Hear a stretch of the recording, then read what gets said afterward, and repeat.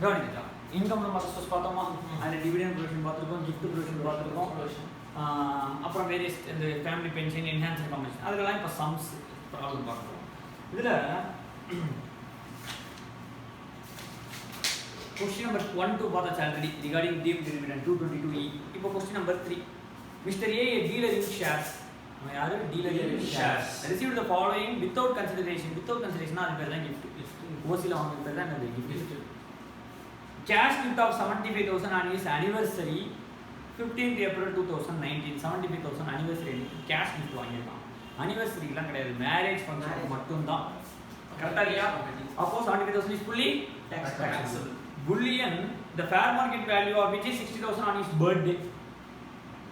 Bullion வாங்கிருக்கான். Kind. It's not in cash, it kind. Exceeds 50,000, 60,000 ல. அப்போ fully taxable. Okay. அடுத்து, a plot of land at Faridabad. Land வாங்கிருக்கான், gift. Stamp duty value 5 லட்சம் ரூபாய். இவன் என்ன வாங்கிருக்கான்? ஃப்ரீயா வாங்கிருக்கான். நல்லா புரிஞ்சுக்கோ, இவன் எல்லாமே ஓசில வாங்கிருக்கான். யாருக்கு வாங்கிருக்கான்னா 5 lakhs மிஸ்டர் பி பர்ச்சேஸ் பண்ணியிருக்காங்க அந்த லேண்டை 2009ல பர்ச்சேஸ் பண்ணி ஏ கையில், இவன் தான் ஏ, நம்ம பார்க்குறோம் தான் யாரு ஏ. இந்த அனிவர்சரி கிஃப்ட் வாங்கி புல்லியன் வாங்கி லேண்டும் வாங்கியிருக்கான். லேண்டை வாங்கினவன் இவனுக்கு கிஃப்ட் கொடுத்தவன் 2009ல வாங்கியிருக்கான். அப்போ 5 lakh shares ஒர்த் ருபீஸ் லேண்டை நீ எவ்வளவு வாங்கியிருக்க? 0. அப்போ வித்தவனுக்கு வந்து கிஃப்ட் கொடுத்துருக்கான், gift is not a transfer, அவனுக்கு கேபிட்டல் கெயின் வராது. gift is not a transfer, அவனுக்கு என்ன வராது? கேபிட்டல் வராது.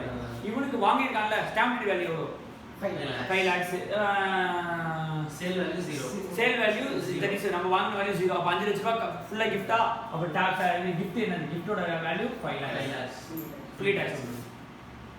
Mister A purchase from his friend, இதான் முதல்ல காசு கொடுத்து வாங்கணும். Mister A purchase his friend mister C who is dealer in shares. இவனு யாரு? dealer in shares. C யும் dealer in shares. 1000 shares of 400 each வாங்கிடலாம்.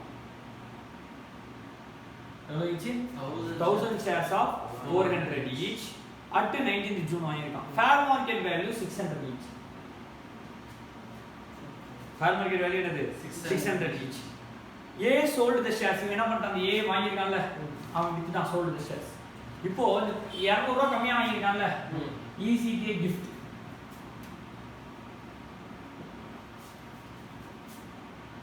ECTA gift அப்படின்னு கேட்டீங்கன்னா, நான் ஆகாஷ் கொடுக்கணும்னா இது gift தான். ஆகாஷ் என்ன கொடுத்தா gift தான்.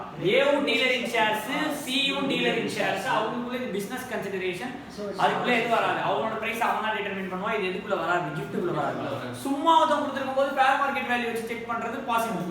இது அவன் யாரு? டீலர் இன் ஷேர்ஸ். அவனுக்கு கேபிட்டல் கெயின் கிடையாது, கேபிட்டலே கிடையாது, வித்தவனுக்கு என்னவே கிடையாது, கேபிட்டல் கெயினே கிடையாது. அப்போ வாங்கினவனுக்கு 56 போட தேவை. கேபிட்டல் கெயினா இருக்கும்போது தான் 50C 50D ரெண்டு செக்ஷன் வரும். Immovable property 50C, movable property 50D. பிஜிபில இம்மூவபிள் ப்ராப்பர்ட்டி மட்டும் தான் செக்ஷன் இருக்கு. 43 CA. இம்மூவபிள் ப்ராப்பர்ட்டிக்கு சரி, இம்மூவபிள் ப்ராப்பர்ட்டி தான் இருக்கு, மூவபிள் ப்ராப்பர்ட்டிக்கு கிடையாது.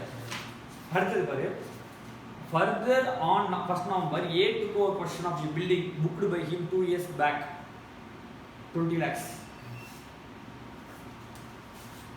Okay ba? Stamp duty value as on now 1st November 2019. இன்னைக்கு stamp duty value நீ தான் possession எடுத்துருக்கான். அன்னைக்கு இப்போ stamp duty value 32 lakhs. Booking அன்னைக்கு stamp duty value, வீடு புக் பண்ணாலும் 2 வருஷத்துக்கு முன்னாடி, அன்னைக்கு 23 lakhs. And he had paid 1 lakh by account pay check. இந்த அன்னைக்கு account pay checkல 1 lakh pay பண்ணிருக்கான். On the date of agreement எடுத்துக்கணுமா, on the date of registration எடுத்துக்கணுமானா ரெஜிஸ்ட்ரேஷன் தான். ஆனா அக்ரிமெண்ட் எடுத்துக்கலாம். நார்மலா ரெஜிஸ்ட்ரேஷன் தான், ஆனா அக்ரிமெண்ட் எடுத்துக்கலாம். if part is paid account pay check 1 lakh pay account pay check, அப்ப நான் என்ன எடுத்துக்கலாம்? 23 lakhs. அப்ப 20 க்கு 23 கம்பேர் பண்ணிவியா? 20 plus 5% 10% னா 2, 5% னா 0.1 தான் 21. more than தான. அப்போ எக்ஸ்சேஞ்ச் சரியா? அப்ப 50C ல என்ன ஆகும்? அவனுக்கு 23 லட்சம் ரூபாய் சேல், நமக்கு 3 லட்சம் ரூபாய் gift. அப்ப 3 lakhs taxable as gift. அவ்வளவுதான். இவனுக்கு at the time of selling the property, ஏ இந்த ப்ராப்பர்ட்டி வித்தானா cost of acquisition 23 lakhs, not 20 lakhs, 23 lakhs. கரெக்ட்டா ராஜா? அடுத்தது क्वेश्चन नंबर 4 क्वेश्चन नंबर 5 நீ பாத்துக்கோ ஓகே அது ஒண்ணும் பிரச்சனை கிடையாது क्वेश्चन नंबर 4 5 பாத்துக்கோ क्वेश्चन नंबर 6 வர interest on enhanced compensation 5 lakhs receive பண்ணிருக்கான் interest on compensation 5 lakhs receive பண்ணிருக்கான் அதுல 1,65,50,000 போன வருஷத்துக்கு 1,65,000 அதுக்கு முந்தின வருஷத்துக்கு 1,80,000 கரண்ட் இயருக்கு கொடுத்திருக்கான் நல்லா புரிஞ்சுக்கோ interest on enhanced compensation on receipt basis எல்லாமே இந்த வாட்டி தான் டாக்ஸ் ஆகும் தவிர எப்ப ரிசீவ் பண்றோம்னா அப்பதான் டாக்ஸ் அப்படி தவிர பிஜிபிபிக்கும் அதர் சோர்ஸ்க்கும் கேஷ் யூஸ் பண்ணலாம் மெர்கன்டைல் யூஸ் பண்ணலாம் ஆனால் interest on compensation will be taxed on receipt basis தான் அப்ப இந்த வாட்டி தான் 5 லட்சம் ரூபாய் ரிசீவ் பண்ணிருக்கீங்க இந்த வருஷம் தான் டாக்ஸ் போன வருஷத்துக்கு டாக்ஸ் கிடையாது 5 லட்சம் ரூபாய் 50% டிடக்ஷன் 2 லட்சம் ரூபாய் டிடக்ஷன் மீதி 2 லட்சம் ரூபாய் டாக்ஸ் அது எந்த ப்ரீவியஸ் இயர் இந்த ப்ரீவியஸ் இயர்ல வாங்கினாலும் இந்த ப்ரீவியஸ் இயர்ல 50% டிடக்ஷன் போட்டு டாக்ஸ் பண்ண வேண்டியது தான் இந்த ப்ரீவியஸ் இயர்ல தான் டாக்ஸ் ஆகும் ஆன் என்ன பேசிஸ் ரிசிப்ட் பேசிஸ் அவ்வளவுதான் முடிஞ்சு போச்சா அடுத்து இப்போ நான் ஹெட்டிங் சொல்றது எந்த இன்கம்ல சார்ஜ் ஆகும் rental income in case of property held as stock in trade for 3 years rental income in case of property held as stock in trade for 3 years house property ஏனா any building including the land acquired there to any building தான அது அவன் stock in trade ஏதோ சொல்லிருக்கானா any building அதுல இருந்து rent வாங்குனா income from house property கரெக்ட்டா dividend on shares in case of dealer of shares other sources dividend except first dealer நால அவனுக்கு இது PGBP கிடையாது other sources salary received by a partner from his partnership firm salary by a partner from his partnership firm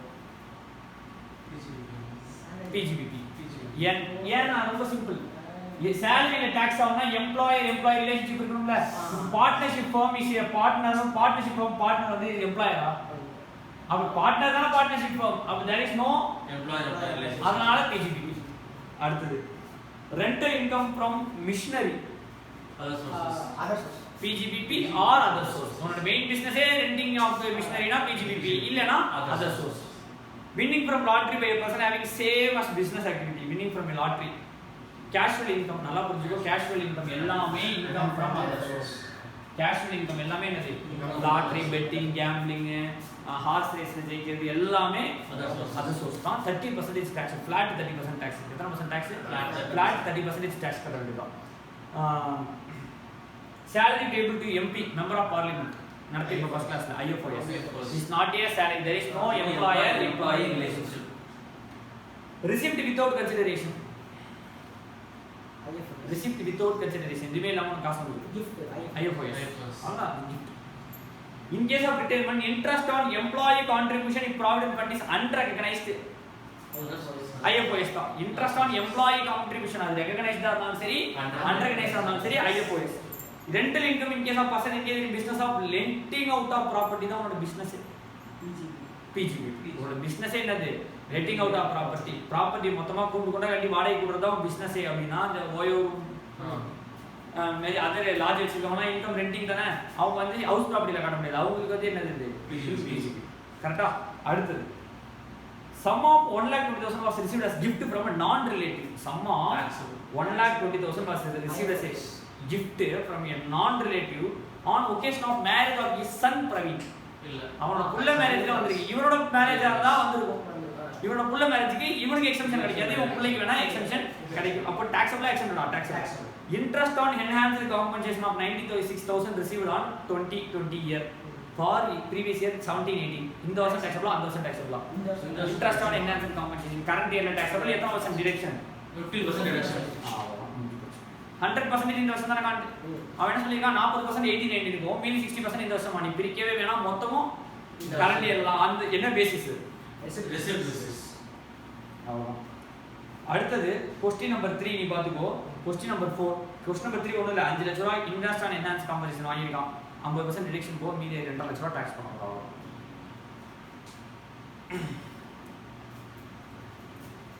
cash gift of 51,000 received from her friend cash gift of 51,000 received from her friend on occasion of her 60th putti 7வது கல்யாணம் 20வது கல்யாணம் taxable 51,000 from his friend taxable on the above occasion a diamond necklace was presented by her sister living in Dubai her sister relative அப்பாவோட சிஸ்டரே relative தான் வைஃபோட அப்பாவோட sister relative வைஃபோட அம்மாவோட sister relative அவரோட own sister கொடுத்திருக்கா exam when she celebrated her daughter wedding, her friend assigned in his Hemavali's favor. இவ பேர் யாருன்னா ஹேமாலி. ஓகேவா? இது எதுக்கு இவ பேர்ல கொடுத்தான்னு தெரியல. சரி பாரு. When she celebrated her daughter wedding, யாரோட daughter wedding? ஹேமாலி ஹெச்னு வச்சுக்கோ. அவளோட daughter wedding celebrate பண்ணும்போது her friend ஹேமாலிஸ் ஃபேவர்ல அவ பேர்ல இந்த ஹெச்சோட பேர்ல fixed deposit கொடுக்குறா. By said friend in a scheduled bank. The value of fixed deposit and the accrued interest was 52,000 போட்டு கொடுக்குறா. taxable இல்லையா? friend கொடுக்குறா. இப்போ இதுல ஒரு விஷயம் என்ன தெரியுமா? ஃபிக்ஸ்டு டெபாசிட்டை இவங்க பொண்ணுகள் வந்து எதுக்கு இவங்க பேர்ல கொடுக்கணும் தெரியல. நம்மள எவ்வளவு கொடுக்க முடியுமோ அவ்வளவு கொடுப்போம். டாக்ஸபிளா இல்லையா? டாக்ஸபிள்.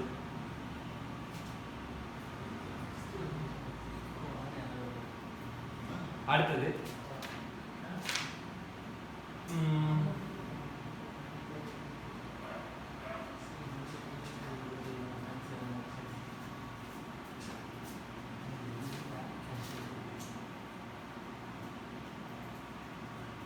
क्वेश्चन नंबर 5 நீயே பாத்தீங்களா ராஜா? அது ஒன்றும் பெரிய விஷயம் இல்லை, நீங்கள் சும்மா சிம்பிள் தான், டாக்ஸபிள் இல்லைன்றது தான். அடுத்தது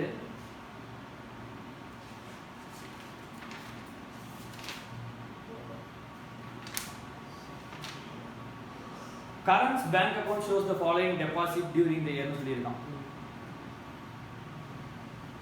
ஹவுஸ் ப்ராப்பர்ட்டி அவனுக்கு 62,000 ரூபாய் தனியாக இருக்குது. அதை தவிர இந்த அமௌண்ட்லாம் வந்திருக்கான் பேங்க் அக்கௌண்ட்டில். Gift from his sister taxable action.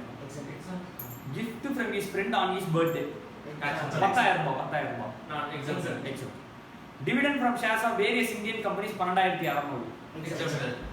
dividend gift from his mother's friend on his engagement 25,000.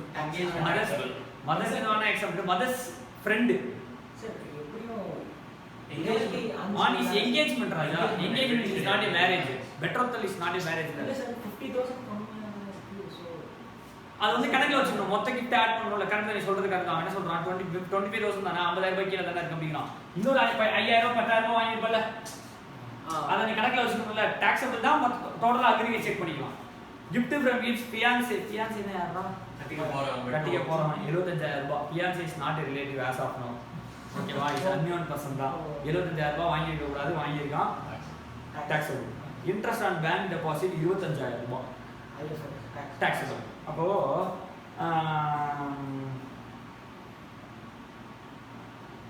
ஒரு 25,000 ரூபாய் ஃப்ரெண்ட் என்கேஜ்மெண்ட்ல இருந்து gift இருக்கு. ஒரு 75,000 ரூபாய் கால்குலேட்டர் நான் சொல்றது ஒரு 62,000 ஒரு 75,000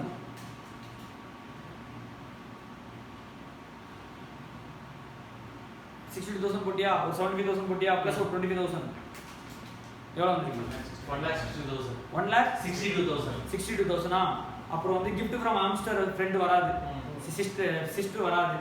1,62,000. அடுத்து gift from his friend on his birthday ஒரு 10,000 இருக்கு. dividend from shares வராது, confirm 12,600. gift from his mother's friend on his engagement ஒரு 25,000 இருக்கு. ஆட் பண்ணா எவ்வளவு? 35 ஆ? 1,62,000 plus 35 1,97,000 ஆன்சர். ஓகே, 1,90,000 ஏன்னா gift from 75,000 ரூபாய்க்கு மேல எக்ஸீட் ஆயிடுச்சு பாத்தியா?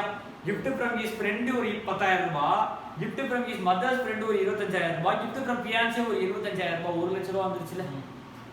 நான் சொல்றது புரியுதா? அப்ப gift கைண்ட் எல்லாமே gift தான், கேஷ் gift கிடையாது. எல்லாமே கைண்ட். giftன்னு சொன்னா கைண்ட் தான், கேஷ்னு சொன்னா cash gift.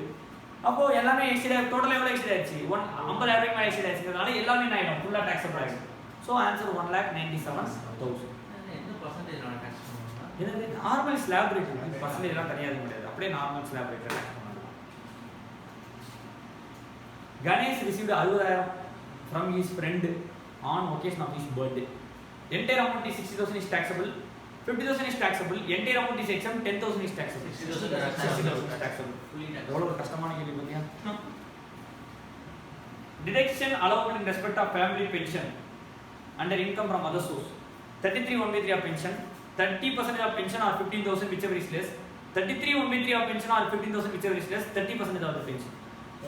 33(1/3) or 15,000 whichever is less. That is 1/3. அதான் 33.333% derive பண்ணுமா? Mr. Y has received a sum of 15,000 from relative on occasion of his marriage. From a relative எது வாங்கினாலே exempt. Relative marriage confirm exempt தான். ஓகேவா? This is all about income from other source. இது தவிர இது பத்தாது. ஓகேவா? நான் ஒரு 12 சம் எக்ஸ்ட்ரா மெட்டீரியல் இருந்து அனுப்புறேன். அந்த 12 சம் ஜஸ்ட் கோ த்ரூ பண்ணிக்கோ. எப்பயாவது ஒரு 8 மார்க் क्वेश्चन கேட்பாங்க இந்த சாப்டர்ல. ஓகேவா? salary, house property, PGBP, capital gain ஓட நாலேஜ் அளவுக்குலாம் இதுல ஒண்ணுமே கிடையாது. அது ரொம்ப சின்ன செக்ஷன் தான். எப்பயாவது ரேரா ஒரு 5 மார்க் क्वेश्चन இதுல இருந்து வரும். 1 மார்க்ல புக்ல உள்ள புக் பேக் 1 மார்க் நீ கம்பல்சரி நல்லா படிச்சுக்கணும். புரியுதா? இதுல டிவிடெண்ட் ஸ்ட்ராங்கா இருக்கும், gift ஸ்ட்ராங்கா இருக்கும்.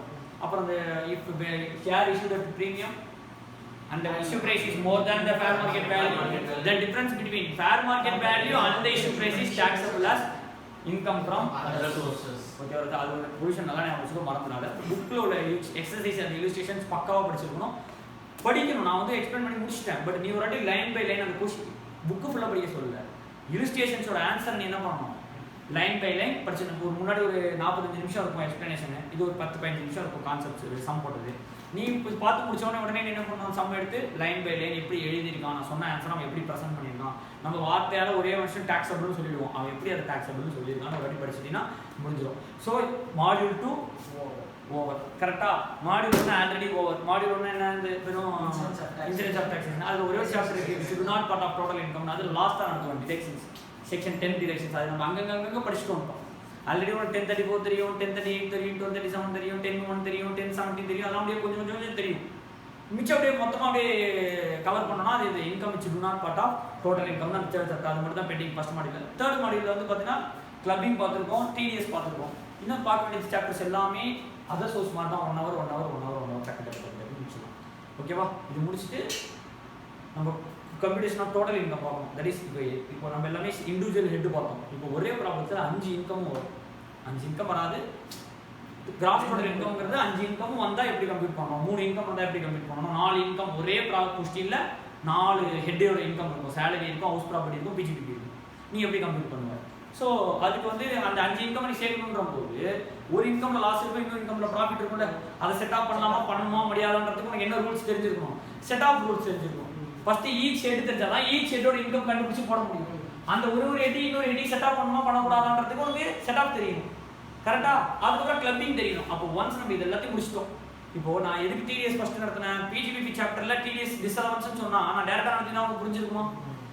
அங்க டிடிஎஸ் முடிச்சிருக்க சொல்லியிருக்கோம், அதனால தான் இங்க டிஸ்அலவ் பண்றோம். அப்போ டிடிஎஸ் செக்ஷன் அதே மாதிரி தான் செட் ஆஃப் முடிச்சுட்டு கம்ப்யூட்டேஷன் ஆஃப் டோட்டல் இன்கம் பார்த்தோம்னா சாப்டர் முடிஞ்சிடும். அதுக்கப்புறம் இந்த டிடக்ஷன்ஸ்ங்கிறது வந்து ஜஸ்ட் கோ த்ரூ தான். அதுலேருந்து மார்க் வராது. டிடக்ஷன்ஸ்லாம் ஒன்றும் மார்க் வராது. ஸோ நம்ம இது முடிச்சுட்டு அடுத்து அட்வான்ஸ் டேக்ஸ் பார்ப்போம். அட்வான்ஸ் டேக்ஸ் முடிச்சுட்டு செட் ஆஃப் கேரி ஃபார்வர்ட் பார்ப்போம். கம்ப்யூட்டேஷன் ஆஃப் டோட்டல் இன்கம் பார்த்தோம்னா டிடி இவ்வளோ படிச்சா போதும். டிடக்ஷன்ஸு, டிசிஎஸ் ப்ரொவிஷன்ஸு, அப்புறம் அசஸ்மெண்ட் ப்ரொசீஜர். அசஸ்மெண்ட் ப்ரொசீஜரில் ஒரு 10 மார்க் வரும். அதை நான் நடத்துகிறேன். அடுத்த கிளாஸ் நம்ம அசஸ்மெண்ட் ப்ரொசீஜர் கூட பார்த்தோம்னா ரொம்ப ஈஸி. அது முடிச்சிட்டோன்னா சிம்பிளாக டிடி முடிச்சிடும். டிடி இதுக்கப்புறம் இந்த 2வது மாடியூலில் தான் நீ கான்சன்ட்ரேட் பண்ணுவாங்க. 60 மார்க்கில் செகண்ட் மாடியூல் நீ ஸ்ட்ராங்னா ஃபர்ஸ்ட் மாடியூல் தேர்ட் மாடியூல் உனக்கு தெரிஞ்ச மாதிரி. செகண்ட் மாடியூல் ஸ்ட்ராங்காக இருந்தால் தான் தேர்ட் மாடியூல் இருந்து உங்களால் என்ன அட்டன் பண்ண முடியும், கொஸ்டின்ஸ் அட்டன் பண்ண முடியும். ஏன்னா computation of total income first 10 mark question ஒன்று கேட்பான். 10 மார்க்கோ 15 மார்க்கோ ஒரு கொஸ்டின் கேட்பான். அது இந்த 5 மாடியூலில் ஒரு 3 sum, house property, capital gain, PGBP சேர்த்து ஒரே கொஸ்டின். அப்போ இந்த 2வது மாடியூல் மட்டும் நீ செம்ம ஸ்ட்ராங்காக இருந்தீங்கனாலே உனக்கு என்னது தேர்ட் மாடியூலில் நிறைய சாப்டர் அட்டன் பண்ணலாம். தேர்ட் மாடியூலை பொறுத்தவரை நீ set off carry forward clubbing இது மட்டும் படித்தா போதும். எக்ஸாம் பாயிண்ட் ஆஃப் வியூ அப்போ வேறுமே படிக்க வேணாலும் இல்லை. டிடிஎஸ் படிச்சுக்கோ 1 மார்க் கேட்பான்.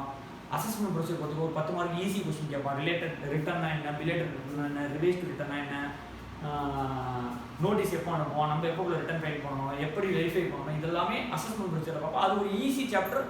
ஜஸ்ட் நீ கவனிச்சினாலே இப்போ எக்ஸாம் எழுதலாம் 10 மார்க். அசஸ்மெண்ட் ப்ரொசீஜர் உங்களுக்கு இருக்கிற அசஸ்மெண்ட் ப்ரொசீஜர் கொஞ்சம் ஈஸி. ஸோ டிடி ஒரு மேஜர் இப்போ 60% ஆகுது மார்க் டிடியா, அதில் உங்களுக்கு 60% மேலே முடிஞ்சிருச்சு. ஓகேவா? நீ இப்போ என்ன பண்ணணும்னா 5வது மார்க் செகண்ட் மாடியூல் ஃபுல்லாக நீ என்ன பண்ணி ஆகணும் இப்போ தரவு பண்ணணும். That is from starting from salary till other source நீ என்ன பண்ணணும் தரவு பண்ணி புக்கில் உள்ள ஒரு இல்லுஸ்ட்ரேஷன் ஒரு எக்ஸசைஸ் விட்டுருக்கக்கூடாது. நான் நடத்தும் போது இந்த எக்ஸசைஸ் இந்த இல்லுஸ்ட்ரேஷனோட கான்செப்ட் கன்ஃபார்ம் விட்டுருக்க மாட்டேன். ஒரு இல்லுஸ்ட்ரேஷனில் உள்ள ப்ரொவிஷன்ஸ் ஏதாவது வேணாம்னு சொல்லி விட்டுருந்தா விட்டுருப்பேன். ஈவன் பிஜிபிபிலாம் உள்ள இல்லாத ப்ரொவிஷன்ஸே நடத்திருப்பாங்க. புக்கில் இல்லாத ப்ரொவிஷன்ஸே சில விஷயம் நடத்தி வச்சிருக்காங்க. ஹவுஸ் ப்ராப்பர்ட்டிலையும் எல்லா ப்ரொவிஷன், சேலரிலையும் எல்லாமே கவர் ஆயிடுச்சு. ஏதாவது ஒரு இடத்துல கேபிட்டல் கெயின்லையோ இந்த இன்கம் ஃப்ரம் அதர் சோர்ஸ்லையோ 2-3 ப்ரொவிஷன்ஸ் வந்து ரொம்ப இரலவெண்ட் ப்ரொவிஷன்ஸ், அது அன்இம்பார்ட்டன்ட் ப்ரொவிஷன்ஸாக இருக்கும். ஆர் அந்த ப்ரொவிஷனை படிச்சுன்னா இதான் ஆன்சர் உனக்கே தெரியும். உனக்கு எக்ஸாம்பிள் கொஸ்டின் கேட்டால் நீ தான் ஆன்சர் எழுதிடுவேன். அது மாதிரி ஒரு நுண்ணறிவு உள்ள ப்ரொவிஷன்ஸ் எல்லாம் மட்டும் தான் நான் விட்டு வச்சிருப்பேன் தவிர மீது எல்லாமே நான் ஓரளவு என்ன பண்ணியிருப்பேன் கவர் பண்ணியிருப்போம். உன்னோட டியூட்டி என்னன்னா இப்போ இருக்கிற எல்லா எக்ஸசைஸ் இல்லுஸ்ட்ரேஷன் ஆஃப் மாடியூல் 2 என்ன பண்ணி அவங்க கவர் பண்ணி முடிச்சிட்டீங்கன்னா அடுத்த செட் ஆஃப் கேரி போகிற இடத்துல தொடர்ந்து முடிச்சு. சரி.